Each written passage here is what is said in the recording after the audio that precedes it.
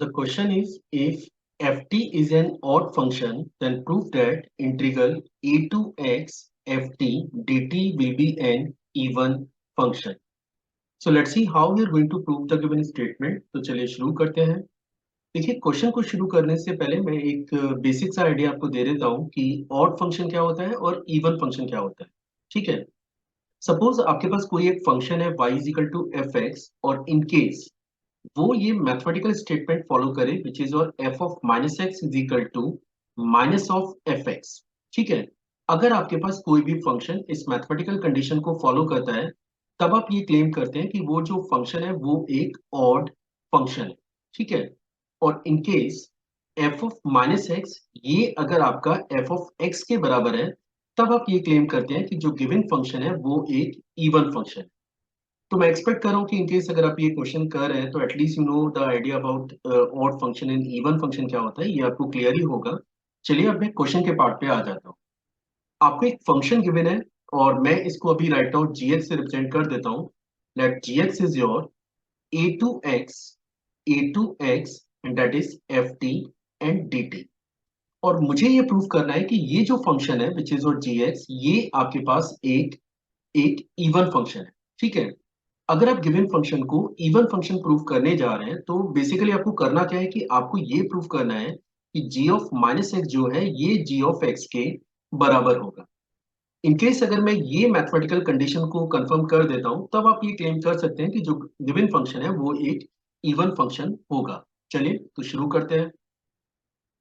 सबसे पहले मैं g ऑफ माइनस एक्स को कैलकुलेट कर लेता हूं, और g ऑफ माइनस एक्स को कैलकुलेट करने के लिए मुझे क्या करना होगा कि पूरे एक्सप्रेशन में x को माइनस एक्स से रिप्लेस कर देते हैं।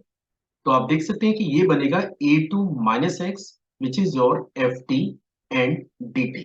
ठीक है, अब गिवन एक्सप्रेशन को फर्दर सिंप्लीफाई करने के लिए मैं यहाँ पे कुछ चेंजेस कर रहा हूँ, और मैं यहाँ पे जो टी है इसको एक नए वेरिएबल माइनस के से रिप्लेस कर रहा हूँ।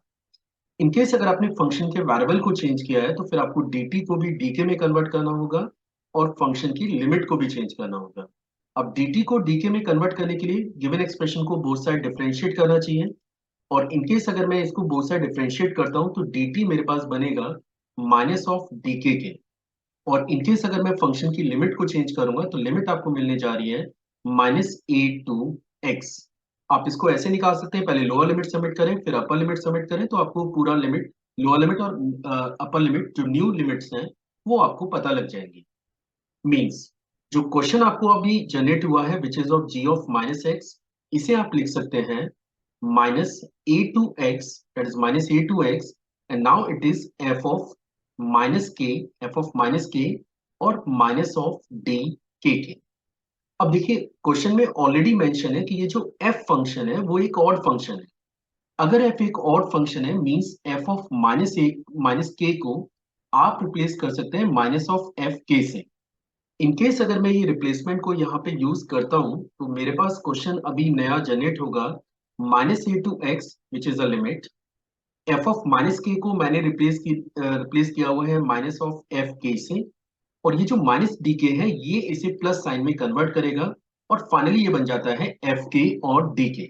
Means G of minus X को मैं फाइनली अभी लिख सकता हूं minus A to X, this is F K and that is D K. अब डेफिनेट इंटीग्रल की एक और प्रॉपर्टी हमारे पास है which is A to B F X D X, ये बराबर होता है A to C F X D X plus C to B F X D X के। और इनकेस अगर मैं गिवन एक्सप्रेशन में इस प्रॉपर्टी को यूज करूं तो हम लोग इसे फर्दर ब्रेक करने जा रहे हैं which is G of minus X is your minus A to A F K D K plus A to X and that is F K और डी के।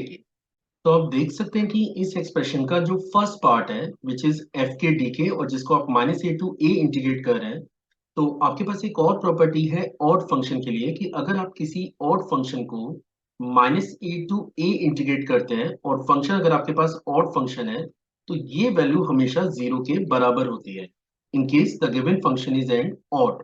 और ऑड फंक्शन का definition वही है कि F of minus x minus F x के बराबर होना चाहिए। तो इस एक्सप्रेशन का ये जो फर्स्ट पार्ट है इसको आप डायरेक्टली रिप्लेस कर सकते हैं जीरो से। इन केस अगर मैं इसको जीरो से रिप्लेस करूंगा तो जी ऑफ माइनस एक्स मुझे मिलेगा zero plus that is A to X and that is F K into D K.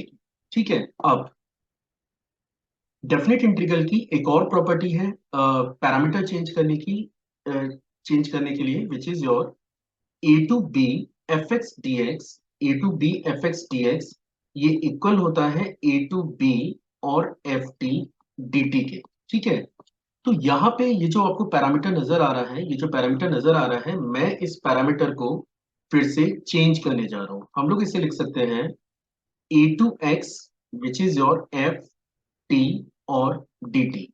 ठीक है, तो मैंने के को टी में कन्वर्ट कर लिया है। और अगर आप देखेंगे तो ये जो पार्ट है ना, ये आपका ओरिजिनल फंक्शन है जिसको आपको ये प्रूव करना था कि वो एक इवन फंक्शन होगा, यानी कि आप इसे डायरेक्टली रिप्लेस कर सकते हैं जी ऑफ एक्स से। और जैसा कि क्वेश्चन के इनिशियल स्टेज में मैंने आपको बताया था कि अगर मैं ये प्रूव कर देता हूं कि G of minus X G of X के बराबर है, then we can see the given function is an even function.